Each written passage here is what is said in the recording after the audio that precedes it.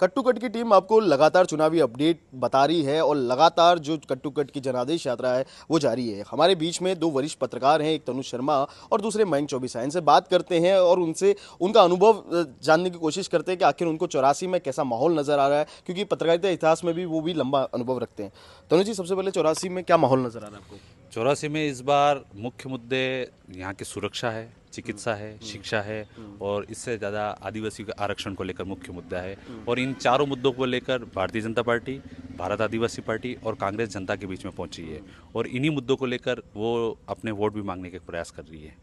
और इसमें सबसे बड़ी बात यह है कि भारत आदिवासी पार्टी के साथ राजकुमार रोत मैदान में है और उनकी साख है, क्योंकि उन्हीं के द्वारा ही ये सीट छोड़ी गई थी और वो सांसद बनने के बाद अब सारा दारोमदार राजकुमार रोत पे है।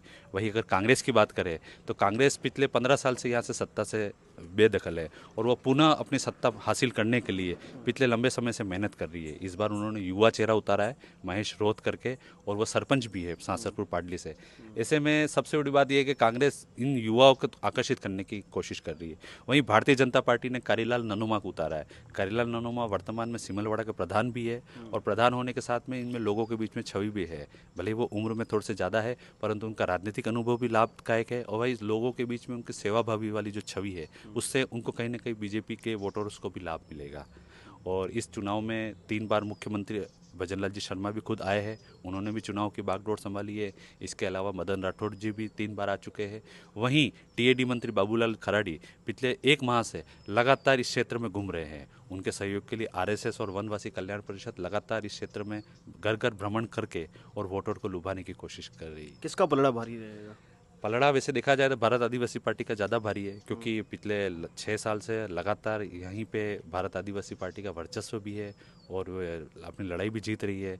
इसके साथ ही आदिवासी जो युवा वोटर्स है, जो लगभग अपन कह सकते हैं कि इन 2,55,000 वोटर्स में से 1 लाख से अधिक युवा वोटर्स है, वो युवा वोटर्स भारत आदिवासी पार्टी के साथ ज़्यादा जुड़े हुए हैं। ऐसे में भारत आदिवासी पार्टी का वर्चस्व ज़्यादा है, परंतु उनको अपने बागियों और निर्दलीयों से सबसे ज़्यादा चिंता सता रही है।